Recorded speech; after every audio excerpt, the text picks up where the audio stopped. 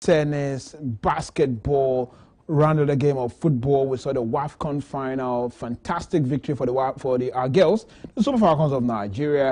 And of course, we saw the UEFA Women Euro finals as well, as the three Lionesses clinched a back-to-back title over there. And of course, talking basketball, the Tigers started things off in a fantastic manner in Abidjan, Côte d'Ivoire, also at the weekend. All of this and many more is time to enjoy on today's edition of the show. Once again, I'm Boluwaji Ogumola. Toluwani Polaba is right here in the studio with me, and together we'll take you around the world of sports in about 50 minutes. Toluwani, how was the weekend? A fantastic weekend for me, and I'm so excited. Maybe just one prediction did not go well for me, and that was the game against Spain. Yeah. Yes, actually. So watching the game yesterday, I was like, oh. And that happened, but a great weekend for me. I enjoyed every bit of sporting activities over the weekend, and also Super Falcon with the major trophy. To the Super Falcons of Nigeria. Mission X certified. Let Arsenal fans brief. The season has not even started. Take it easy on them. Take it easy on them. All right, let's kickstart today. We've got a lot of grounds to cover amongst all you. We'll talk about our local football, talk about shooting stars. A lot happened at the weekend. The coach of the side, head coach, was officially unveiled on Friday. And on Saturday, the youngest sporting director in the Nigerian Premier Football League emerged. It was also unveiled by Shooting Stars as well. And of course, we'll talk about the girls, Chan Eagles as well, all in the news today. And don't forget, Toby Ajiwale will be joining us very shortly on the show to discuss everything sport. Now, let's start from Shooting Stars. They've announced the appointment of Nuruddin Awero as their new head coach. Awero takes over from Gbenga Ogumote, who was sacked by the club management last week, while the young tactician left the role at Ikorodu City to take charge of Shooting Stars. The tactician guided Ikorodu City to 4th position last season. Awero took charge of the Oga Boys, Ikorodu City, midway through the season following the sacking of Bright Ozegbagbe. Of course, he is a CAF licensed coach with experience from Remo Stars and MFM. Let's listen to Awero when he was unveiled just on Saturday. How does it feel to be here in Ibadan with the Oli Warriors? Feel good. We'll continue to be happy to be here, and I'm very sure. What was your first thoughts when you got the call to manage this group? I felt I was dreaming, but I know it's all about hard working, and the hard working paid for me. You have seen the passion of 3SC fans. What would you like to say to them right now? I will give them the best, and I will make sure that we continue to make them happy. Without giving too much away, what kind of energy or identity should fans expect from your team? 100% energy. We are going to give it out. We are going to give the best ourselves, and I and the backing staff, we are ready to give out the best. I will want to promise that you will never regret. What message do you have for the players as you begin this new chapter? Well, they listened to Nuruddin right there. I emerged, of course, was unveiled on Friday as the new head coach of Shooting Stars. Well, Bright Ozegbagbe, who was sacked in Ikorodu, has now been asked to come in at this point. Toluwani, it's official. On Friday, the man is in charge now. Young tactician, did pretty well for Ikorodu last season. Yeah. And the man of Shooting Stars felt, why not? Yeah. And, he's... actually, from that interview, he said, it was like a dream for him, and that's to show you the pedigree that Shooting Star has. All they have, in the MPFL, globally, and I think, it's a big one for him. It's going to be a massive stepping stone, for Nuruddin Awero to see how he can perform, with, Shooting Stars come next season. And also, he has said hard work, and I'm sure it's going to bring in that hard work system. That's what I want to see. In the MPFL come next season with Shooting Stars. I'm sure, it's going to be a mix. It's going to be a mix of different tactics, starting off with the new season, because, these players are new to him. He want to try new things, and I'm sure he has his own ideas also of what to do with this club. I'm sure, if we give him the maximum support, with the fans, with the players and also the management, I'm sure, he can strive to put Shooting Stars on the limelight. Well, one man who will also be supporting Awero is the newly appointed sporting director of Shooting Stars. His name is Toby Samuel Adepoju, who on Saturday was named the sporting director of Shooting Stars. Adepoju becomes arguably the youngest sporting director in the MPFL, of course, in the MPFL, bringing it with him a dynamic blend of ambition, modern football insight and administrative experience. Now, of course, born and bred in Ibadan, Adepoju returns home, of course, in a more professional manner. It is a call for service for him, and as a proud son of the city, he understands what it means to don the badge of Shooting Stars, and that's why he's been handed that responsibility. And we'll talk a bit about Toby at this point, because I remember sometime in 2010 when, I mean, the MPFL wasn't this crazy, it wasn't online, it wasn't the... Toby and his friends championed a platform on the Facebook then, back in 2010, 2011, which I was a member of that platform. The platform was called Let's Talk Nigerian Premier Football League. Wow. So what happens there is all new media journalists across the country, you come and post updates of the league on that platform. Are you serious? So as a fan, just come on that platform and you get all the information. So I'm here in Ibadan with my friends. We're dropping the beat. Toby always come to Ibadan too, because then I'm not sure there wasn't really a football club in Lagos then, playing Premier League. Yeah. So he's also always in Ibadan then, you know, doing the job and of course updating, and you know, from then upward, and that's how it keeps going. 3 years ago, thereabouts, Toby was mopped right here in Ibadan by fans of Shooting Stars.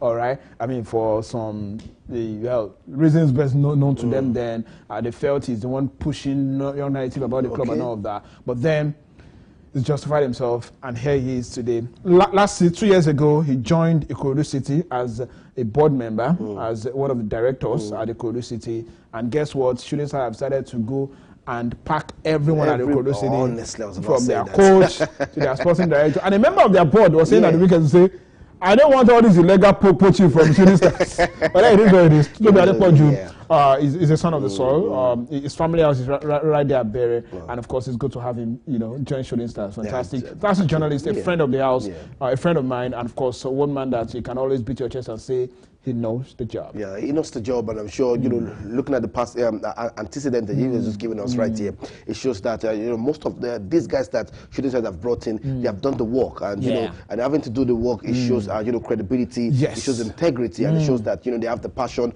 you know, for the game, and, you know, if you look at the new management of Shooting Stars, they have the passion, they want to reject the club again and put them on that limelight, so, you know, bringing young people, you know, who have done it and who understand how to do it better, and, you know, bringing them back and to see how far they can go, and I'm sure this man is ready, you know, to just put you know, Shooting Stars back in the limelight. Absolutely, this appointment, no doubt, is about vision, structure, and belief in the next generation of football leadership, and I'm so excited about all of this appointment. Hopefully, that it will bring us what we need. And that's a total revolution at Shooting Stars to the next level. Let's go to Ilorin. We're quite united have finally settled all outstanding payments owed to their former players in compliance with the directive of the MPFL. Kwara State Governor Malam Abdulrahman Abdulrazak approved the sum of 201 million naira, covering outstanding sign-on fees from 2015 to 2017. Now, the ex-players, you know, expressed their gratitude for, of course, what was done to ensure that all of this will be settled. Well, it will be recalled that Kwara United were previously among the clubs facing compliance issue over overdue payables and contract breaches. The MPFL had warned that the 14 clubs risk having their licenses of their new players withdrawn indefinitely. With this development, Kwara United, alongside Shooting Stars, have now complied with the league's directive, resolving their long-standing financial dispute. And that's fantastic, one right there. All right, let's talk about another theme now. El Kanemi Warriors, they've actually strengthened their squad with the unveiling of 5 new players ahead of the NPFL. Well, the Bono side, who earned promotion to the top flight 2 seasons ago, and of course impressed really last season, I must say, confirmed the addition of those players you have on your screen, 5 of them, you know, on Saturday. The new signings are Ebuka Okoro and Victor Elechuku from Kun Khalifat. We'll talk about that. Imada Wabufo from Heartland, Sadiq Mohammed from Nasarawa United, and Usman Audu from DMD Football Club. and talk about 2 players for Khalifa. Actually, we mentioned last week to say yes. You should be reinforcing your squad. Not, come on, your new club are coming to a new system, and it's a jungle right there, and so I'm wondering why you're giving your players. You're strengthening your opponent. You're strengthening your opponent actually, and it should. I don't know the idea with the management. So I'm sure maybe they have other plans. I say if we give out these players, maybe we can bring in fresh new players into the club again.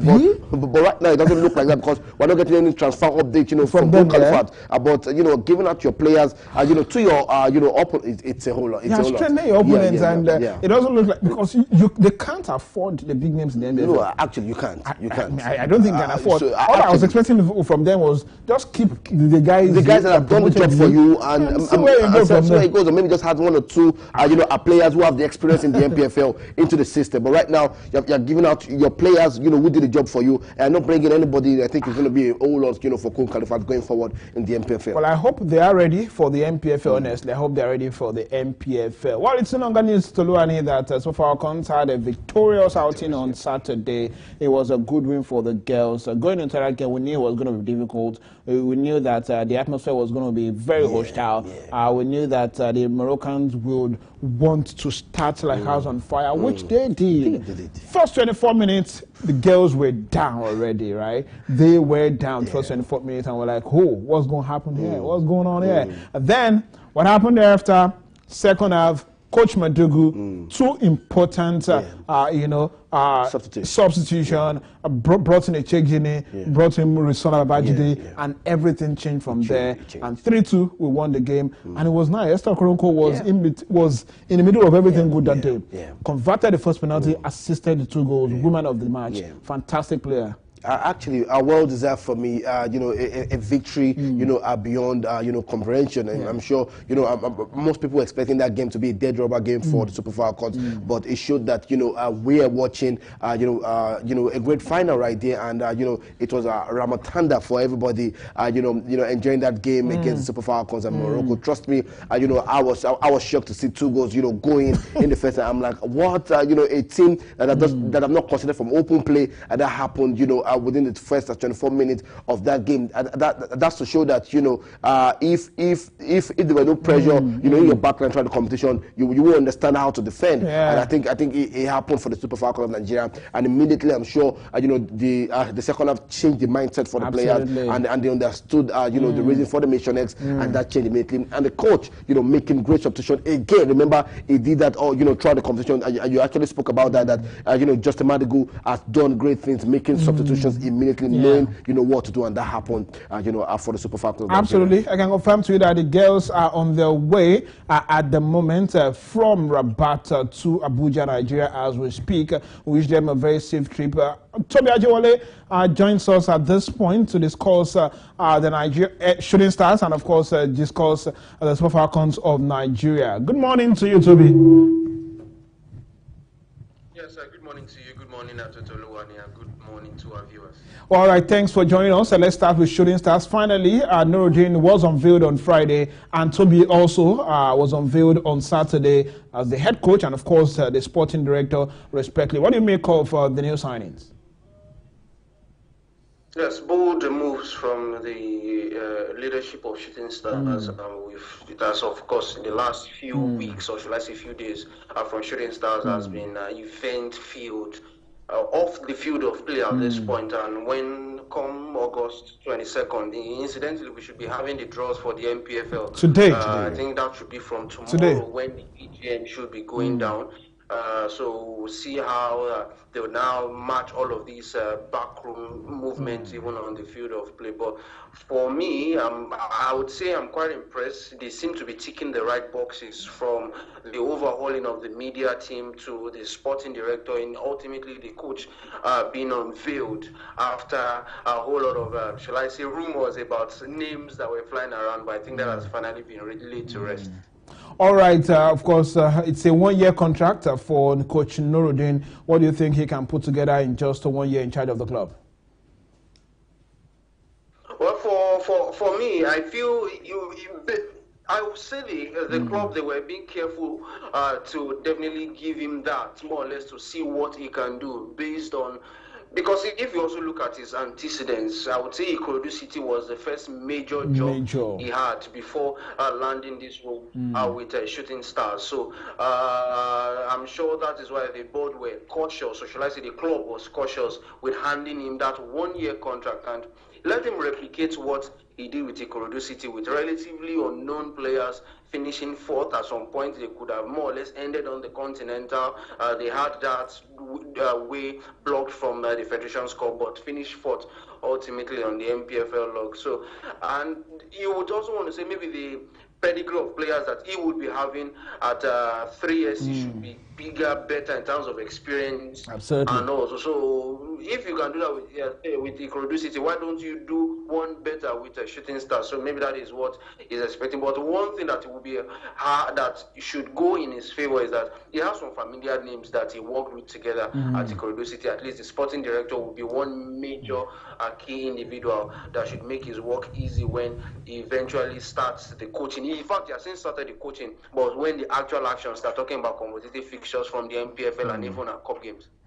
Toluwani, you know, when you hire a coach and you hand him a 1-year contract, to me it sends the wrong signal to say you're on probation. Yeah, actually, I was about saying that, you know, it looks like in his mind, he'll be like, come on, do you think I cannot do the job? Or, you know, but like Toby said, you know, it's, you know, the Ikorodu City was just like the major, you know, big deal for him. And I'm sure they don't want to really gamble on it, but I think maybe a 2-year contract would have given him, you know, a good ground to say, you know, we trust you in this process. So it looks like they don't trust him, it's have trust, you know, and, you know, in between the legs. So they're trying to see how he can, you know, make that work for Shooting Star. But I'm sure, you know, a professional coach will not want to think like that. All we're thinking about is to see how, you know, to get the job done and also see how, you know, he can win the trust of the management and also the fans. So I'm sure that's going to be the mindset, you know, for Nuruddin Aworeru. Toby, a lot is expected from the coach and the management team of Shooting Stars. I mean, a lot have been invested, a lot has been put in place to ensure that they get things on as soon as possible. I mean, how far do you think this team can go in the first season for Aworeru since he signed a 1-year contract? For Shooting Stars right now, they have to hit the ground running. Absolutely. And looking at how the team finished, what they can build on the first stanza they had from last season, whereby at some point they were even second on the log. At some point they were 7 matches unbeaten. So I think at this point now, more or less, it should not be much of a problem for Shooting Stars, talking about the players. So it's now left for the coach to now bring his own and tactical ingenuity in this game to more or less make sure that they have a sustained start and even better finish, which has been the yearnings of several fans of Shooting Stars home and abroad. For him, of course, they have a fantastic ground. I was at the ground on Saturday. I noticed that the grass was looking lush, that they have already replanted the grass, so they should have a decent, clean surface for them right there. So everything seems to be going on, and there are some things that I've heard behind the scene talking about potential sponsors. The shirt sponsor should be announced in the coming days, in the coming weeks. So all of these things will free up funds that they can also use to reinvest in the team, not just waiting for the monthly subvention that comes from the state government. So you would say everything seems to be going on well for Shooting Stars. So that's what the chairman said. They need changes on and off the field of play. And you know, football sports is a capital-intensive business. Absolutely. You need to put your money where your mouth is. For you to win the league, to have a decent football club, you cannot just keep waiting for handouts from the government, talking about the subvention that they receive. The club also has to make its own money, has to generate its own funds. And I think if they can do all of that, you get quality legs. And yes, just like in the past, when some of the best players played for Shooting Stars, whereby some of the best players of Shooting Stars were playing in the national team. Maybe those days will definitely come back once again. But at the end of the day, all is tied to the performance on the pitch, sponsorship, this and that. It depends on whatever they do on the pitch. That's how the brands will get returns. All right, let's talk about one man who will be in the mix of the whole thing, and that's Toby Adepoju, who was unveiled on Saturday. What's your take on the appointment of Toby? Because a number of names were thrown up there. You know, the decision to have Toby. What's your opinion on that? Well, you know, Shooting Stars. The chairman said they want to make Shooting Stars a digital club, doing that transition from an analog club to a digital club, and they are bringing someone who's young, just as you said, arguably one of the youngest sporting administrator. I don't know if I can call him an administrator right now, but at least you can call him an administrator in his own right. But one of the youngest in Nigeria, and of course, he's also well traveled. No doubt about that. Within the country, outside of the country, so you would expect him to also bring his own wealth of experience, even leveraging on his own personal experience of seeing the league firsthand as an administrator when he was with Ikorodu City. That was last term. So for me, he's also there to leverage on the home support. It's a homecoming from him. He's not a stranger, even though you would say it has been a bittersweet experience for Toby Adepoju. You know, some years ago he was mobbed within the Lake on Salami Sport Complex. So that can also be an emotional return for him. But putting that aside, yes, of course, he's well traveled. So we would expect him to more or less build his own experience, also using his own network of friends. So also make sure that Shooting Stars, they more or less have their glory days return. Remember, the chairman said they want to resuscitate or bring back, have a walk-in shop whereby you can go any day, anytime, get Shooting Stars kits, Shooting Stars merchandise. All of these things, of course, you might say they might not add up to 3 points, 1 point to the actual gameplay, but behind the scenes, it also goes a way of also boosting the profile of the club. It's going to be the sporting director.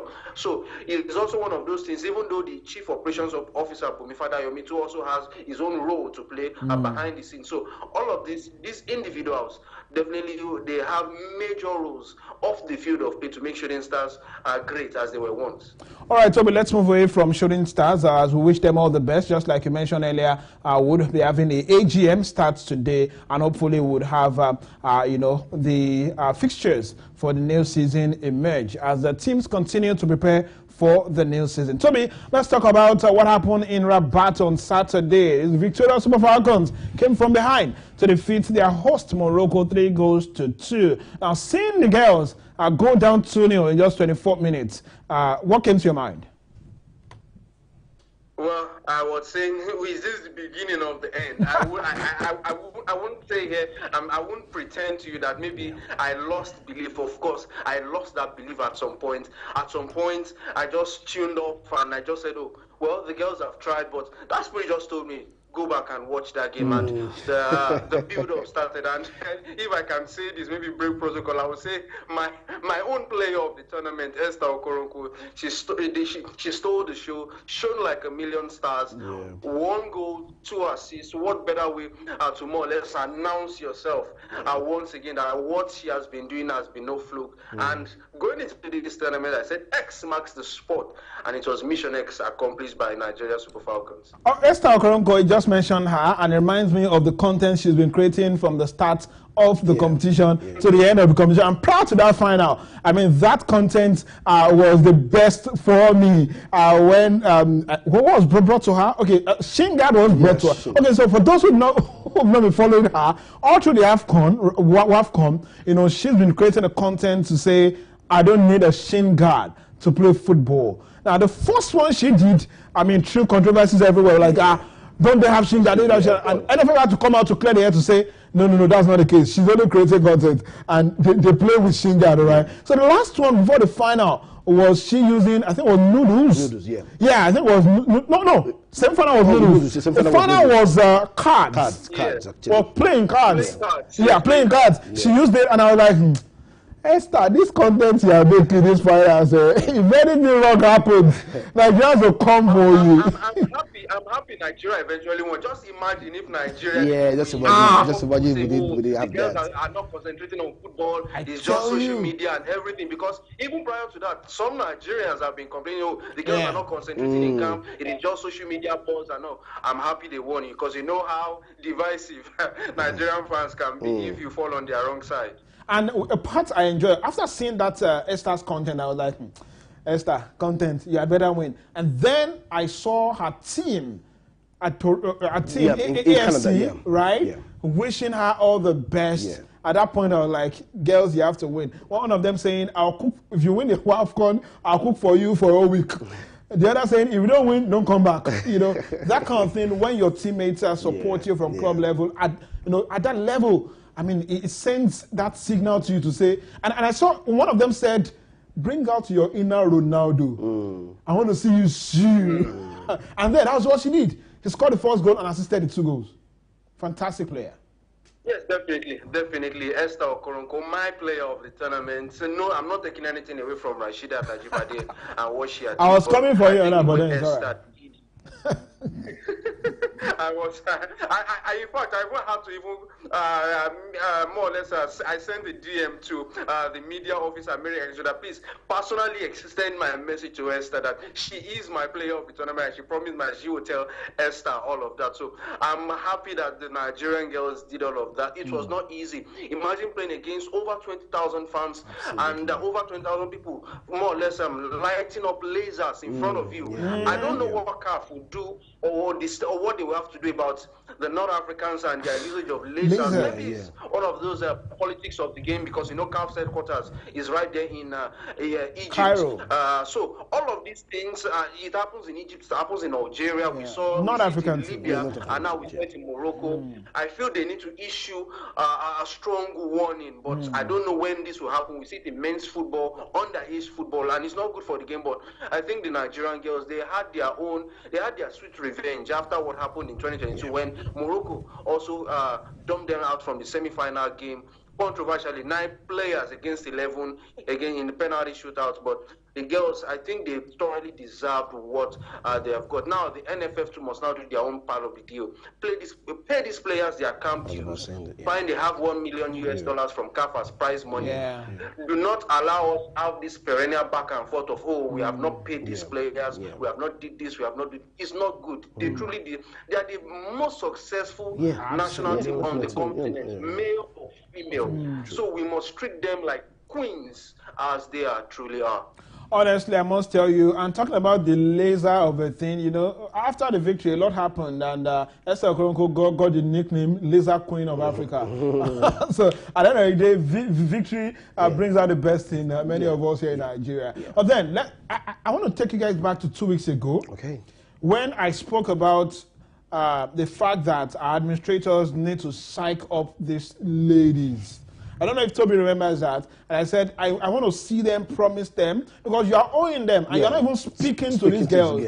And it was nice ahead of that final that the president approved the payment of their bonuses and allowances. And I'm like, that's what I want to see. That's what we want. He did that. Yes, definitely. I was also impressed. With the message from the First Lady, Senator Oluremi Tinubu, even going into that final, when she sent a personal message to the girls, charging them to do Nigeria proud. And I even saw pictures, videos from the State House where she was also cheering the girls. After the game, we saw the Nigerian president also speak to the girls, where Rasheedat Ajibade was showing the president the trophy which they had won, saying that he was also waiting for them, waiting to host them, and we'll be waiting for pictures after today. We'll be waiting for videos after today's soundbite, and I hope that the girls will be more or less rewarded for what they did, because Nigeria Super Eagles, they lost in the final at the AFCON, and they got national awards, they got land as gifts. So these girls, they have done something unprecedented. So they must also be given awards, if possible, more than what the Eagles got. Eagles were losing finalists. These girls won a 10th title, even though some people will tell you that it was even more than 10. If you look at the past editions of the WAFCON, but it's ever since it became this tournament phase, we have won 10. So these girls should be rewarded handsomely for what they have done. And I also feel the NFF too should also find something to do. Will they keep putting Justin Madugu as interim coach, or would they announce him as a coach on a full-time basis? I think these are some of the things they need to do ahead of a future tournament, ahead of future engagements. I think he's earned it, honestly. Tolu, and just like Toby mentioned earlier, the girls are on their way back to Morocco, and that's the reason why the media officer is not with us on the show right now. Upon arrival, they will have a tour of major districts in Abuja before they end up at Aso Villa to present the trophy to the president of the federation. And we are waiting. We want to see the reward, for them. Just like Toby mentioned, the losing finalists, Super Eagles, the Golden Property National Award. I mean, what do you think is appropriate honestly, for these ladies? I don't know what else, they will want to give them. If they can promise them heaven on earth, I think they deserve it actually, because they've done us proud, and I'm sure it's going to be national award, maybe extra money, like you said. Actually, the president, President Bola Ahmed Tinubu also made sure that those bonuses and allowances were already approved before the final. I'm sure that was a moral booster for them. I'm sure it's going to be financial aspect also, maybe landed property, maybe cars also, maybe security, maybe several other things hard dead are for them. But I'm sure they deserve everything good coming through from the president of the Federation of Nigeria. So I'm expecting something, and also for Justice Madigo, I think they need to sit down and look at, okay, what is coming in for him? Are we going to make him permanent right now, or what else do we need to put in place going forward for the Super Falcons of Nigeria? Right now it has to be starting off a game, and let's see what we can do with the Super Falcons of Nigeria, because I'm sure we have other competitions coming up ahead of the Super Falcons, and we want to also go ahead to win more trophies for Nigeria. Absolutely looking forward to that. Just like Toby mentioned earlier, for the win, the Super Falcons were rewarded with $1 million US. That's about 1.5 billion naira by CAF. Remember that before the competition, we told you that CAF announced a 100% increase in the prize money for this particular competition. Of course, Morocco banked $500,000 for winning that one. That's a lot of money that should be thrown back to the development of female football. So honestly, that's a lot of money, and we must go back there to the grassroots and see how we can develop and discover new Esther Okonkwo, discover new Rashida Ajibade, Aissatou Oshoala, and lots more. I mean, that's what we should be talking about at this point, right, Toby? Yes, that's what we should be talking about. We need to reinvest this money. Though I have it on good authority that from that $1 million US, what will be going to the players will be $330,000 US, while of course some of it will go to the federation and some all other payments. However, the NFF, they receive, should I say, grants from CAF, they receive grants from FIFA, and we need to reinvest this money we should have a proper league. Yes, we could say we are the most successful side on the continent, talking about national team football, even 8th grade football, when I'm talking about what the Flamingos do, what the Falconets do. But the states of football generally, though not only Nigeria, we still have the reflection across the continent. We still see some shades of it in Europe and all other parts of the world, but we need, at least in Nigeria, let us start from somewhere. Let us have a proper Nigeria Women's Football League, not just the NWFL, even the Nigeria Women's Premier League, that's the second tier, even the Nigeria Women's Championship, the third tier of club football. Let us have that football, that money go across these clubs. Talking about the players, talking about the investment, talking about a whole lot of other things. We need the proper investment for some of these things, and once all of these happen, then the state of our football will definitely improve. Absolutely, that's what we want. We want women football to improve. We want a proper league for Nigerian men football, so we can discover and nurture the next Asisa, the next Rashida Ajibade, next. Now, Tommy, let's quickly talk about Asisat and some other big and aged players in that team. What's next for them? And should we be talking about evolution of that team now? Well, sentiment's sake, it's someone that you've seen so long, it will be hard to say goodbye. Something that you have been doing so long, it will be hard to say goodbye. So people who are more or less mouthing this talk about retirement, let Asisat make the decision herself. Absolutely. We don't need to railroad her out of the national team. She's a legend. Absolutely. She's a legend of Nigerian women's football and for everything that she has done. So though you could say the legs are gone, no doubt about that, but let her make the decision herself. And whenever she makes that decision, we would always give her that rousing ovation for what she has achieved with Nigeria women's football. Though I know, of course, the end is definitely near for Asisat Oshoala, I beg your pardon, for the Falcons. But even after playing, of course, we can still get her active in other roles, maybe as an administrator into women's football, maybe make her an ambassador. I know The last government under President Muhammadu Buhari made ex-international, that was Daniel Amokachi, an ambassador for football. We can make her an ambassador for women's football. 6-time African Footballer of the Year. It's no joke. She has people that she's someone that several girls can look up to, that I can become an assistant to Shola, because she literally grew up from the streets and she made it for herself, not just in Nigeria, across the whole world. Because of course, when you mention Asisat Oshoala, of course she's not a fry. When you mention her, people know her across the world too. We can also make her useful in some other capacity outside of the field of play. Well, it's important that we watch as the girls celebrated the trophy right now. Yes, I think that's what we should be doing now. Thank you very much, Toby, for joining us. Even as we watch how the girls lifted the trophy on Saturday, it was a beautiful sight to behold. Rasheedat Ajibade, and of course, the goalkeeper, Chiamaka Nando's. Yeah, I mean, funny ladies out there, fantastic ladies. I mean, it was nice seeing them in flying colors. Rasheedat, emerging player of the tournament, goalkeeper of the tournament, also going to Chiamaka Nando's right there, and of course, our coach Justin Madugu, the coach of the tournament. Let's enjoy and watch how our girls lifted the trophy, and we'll be back. To hand it over to the Nigerian captain. There she is, Rasheedat Ajibade. Nigeria celebrating as African champions here in Morocco. They are winners of the WAFCON 2024. 10 times now they've taken this trophy, back at the top of the pile in women's football in Africa. And what a way to do it on a glorious Saturday night here in Rabat. There you have it, Amanda.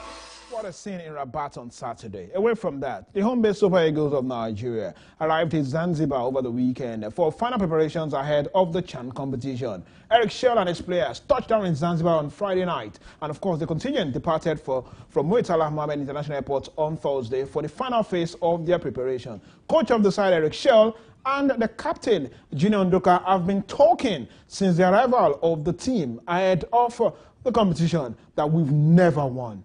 Maybe that's the only competition we've never won on the continent of Africa. Actually, let's listen to Eric Shell and Junior Ndoka speaking, when the team arrived in Zanzibar over the weekend.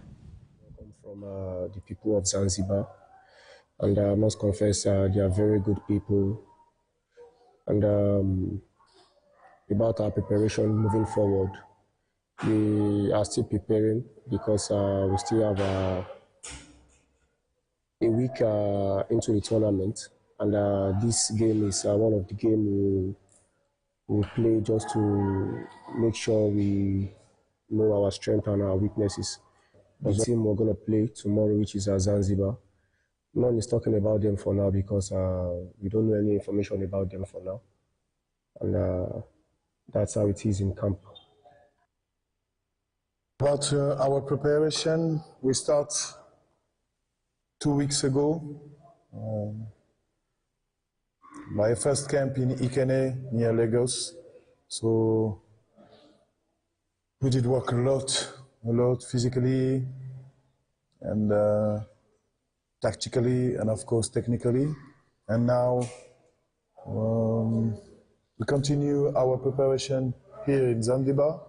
Thank you for welcoming again. Thank you very much, Coach. Thank you very much. The structure is here. The structure is in Zanzibar. You have, I think, some good structure. So the environment is perfect for us. So we can work again about tactically and technically. and we have a great game tomorrow. All right, there you listen to Coach Eric Scholl and Nduka Jr. there. Let's talk about the big boys this time. The Bafana Bafana of South Africa will host Super Eagles of Nigeria in the 2026 FIFA World Cup qualifying match on Tuesday, the 9th of September. The game will be held at the Toyota Stadium in Bloemfontein. According to information when available by FIFA, the game will kick off at 5 p.m. Nigeria time. Nigeria will host the Amavubi of Rwanda at the Godswill Akpabio International Stadium, Uyo, 3 days before the clash with the South Africans. The Super Eagles of Nigeria have secured just one win in the qualifying series. Eric Scholl's side that need to win both games to put themselves in contention to secure Group C ticket, and we praying for that to happen, honestly. All right, let's talk basketball. Well, Nigeria's senior women's basketball team, the Tigress, will look to build on their dominant opening performance when they take on Mozambique in their second Group D fixture of the 2025 FIBA Women's AfroBasket taking place in Abidjan. Of course, the second game is holding today, against Mozambique. You recall that our first game on Saturday in the championship was a 92 to 45 point victory over Rwanda, and our girls under Wakama have shown that they've got what it takes to go all the way and win this one. Mozambique shouldn't be an issue, honestly. No, it should not be an issue. You're 6-time African champions, and we're hoping to maintain that unbeaten streak right there. And I think it's one thing we're looking forward to see how we can go far in this competition once again, and also build up with the players. So we're expecting maximum victory against Mozambique in this this tie. All right, let's take a look at the fixtures to look forward to in the competition today. Uganda take on Senegal at 12, and of course later today it's Mozambique versus Nigeria. Angola will take on Cote d'Ivoire, and Cameroon versus Mali. Those are the games holding at the AfroBasket 2025 today. Don't forget, Abidjan, Cote d'Ivoire is hosting that tournament, and all through the tournament, trust us on this station to bring you up to speed with that and many more today. All right, from there, let's talk Formula One, as it was the Belgian Grand Prix over the weekend. We got Oscar Piastri extending his lead on the table right there. Piastri once again in Belgium. Yeah. It was a difficult circuit. It was a wet one in Belgium, but of course he got the job done. That was the most important thing. It's Oscar Piastri once again. Like I said, Oscar Piastri China, Oscar Piastri Bahrain, Oscar Piastri Monaco, Oscar Piastri Austria, Britain now, Oscar Piastri Belgium. So it's just who can stop McLaren? So who can stop the McLaren is the question right now, and they are a dominant force, to look forward to in the Formula One. So it's a big one for Oscar Piastri right there. Big one for him. Let's take a look at the final standings after the race. Yes, final standing. Piastri, of course, won that particular one ahead of his teammates. The McLaren drivers continue to dominate, and it doesn't look like that dominance will end anytime soon, honestly. For this season, how many months do we have left? The season ends in November. And oh my God, they're sweeping. They continue to sweep that one right there. All right, so let's move on because of our time and talk about the UEFA Women's Euro 2025. This year's UEFA Women's Euro final, of course, ended yesterday with England defeating Spain via penalty shootout. The encounter finished 1-1 after 120 minutes at the St. Jacob Park in Basel, Switzerland. Mariona Caldente had given Spain the lead in the first half of the game before Alexia Russo equalized for England in the second half. England eventually emerged winners with a 3-1 penalty shootout victory against Spain to lift the trophy. Well, what a win for England. Honestly, I was also back in Spain. I have to say that. I mean, being world champion, you expect them to continue that dominance and, of course, avenge what happened to them last time out. But then, the ladies were like, penalty, and anyone's game. And, and actually, if you look at the England squad, the three Lionesses, they've had to, struggle in this competition. You said it over time, on the show. And I think that struggle has maybe give them a big momentum into, this game right there. And, penalty shootout, like I said, anybody's game. And that happened. And the goalkeeper, Hamilton also proving, a great wonder right there. And, it's all victory for Three Lionesses. Victory for them. Of course, we wish them all the best. Don't forget that one more women competition. Continental competition is still going on in Copa America right there. Of course, tomorrow on the show we'll tell you a whole lot more about that. Yeah, we'll concentrate on that now that It's done in Africa, it's done there, but we'll still have other competitions to talk about. But most importantly, transfers over there in Europe. The most talked about has to be Victor Gyökeres, who was unveiled at the weekend as well. Finally, Arsenal fans can rest. Is he the missing piece at Arsenal? Okay, I'm just going to say this quickly before we wrap up the show. Now, I actually spoke about the new sporting director. You know, I think he has a record that he has done. So quickly, I'm just going to say this: Andre Beta, you know, from Atletico Madrid, they needed a striker. He signed, you know, Villa from FC Barcelona. You know, they won the league. Also, Atletico Madrid in 2020 needed a striker. Andre Beta signed Luis Suarez from FC Barcelona. They won the league. Now, if you go back now, Arsenal need a striker. They got in Victor Gyökeres. Maybe, just maybe, this can give them, you know, the trophy right there. But right now, you know, it's all to do for Mikel Arteta. It's not about the sporting director now. It's actually. I was going to say that. I was like, man, yes, I don't believe what is waiting for me to, you know, pounce on me on that. But I'm sure it's not about the sporting director now. You can get the best in the world, but can't the manager, you know, undo, you know, this player? Remember, Arsenal squad right now, they have all the players. So I don't want to. Arsenal fans, please, no excuse this season. You have everybody in place. From the goalkeeper position, they got Kepa Arrizabalaga in the squad. You know, added you know, defensive, you know, play. Also in the midfield, Martins Zubimendi, also Merino still in the squad. You know, back to back, Kai Havertz is back. You know, Gabriel Jesus coming to fitness. Also Victor Gyökeres in the team. You got Noni Madueke. You know, Gabriel Martinelli, Trossard. You got Saka. You got Ethan Waneri. So everybody's in position. So if you're going to complain about you just have one squad, you know, playing all the games, that's a big lie. So everybody is in place. Now the question now is, what is the mindset of Mikel Arteta, and can he achieve this feat right now? Because at this point in time, you ask Arsenal fans, Arsenal management, you don't see them sign players, you know, back and forth, whatever it is. You don't see them sign. They use the same players over and over. But right now, everybody's in place. Can Mikel Arteta get the job done for Arsenal? If not, I think it's done and dusted. We should stop talking about Arsenal if they don't get it done this season. But I'm surprised because some Arsenal fans are still saying maybe we'll see one or two, but then even get five. What will happen will happen. That's about it on the show today. Thanks for being a part of today's show. All right. Thank you so much. I just didn't know what he was going to call with the bat at the end of the show, but thank you so much for having me. All right. Thanks for joining us today on behalf of the entire production crew. Thanks for joining us. Don't forget, the comment section is always open. Let's keep the conversation going on YouTube. And of course, we'll be back later tomorrow. Till then, do have a beautiful day and enjoy your football.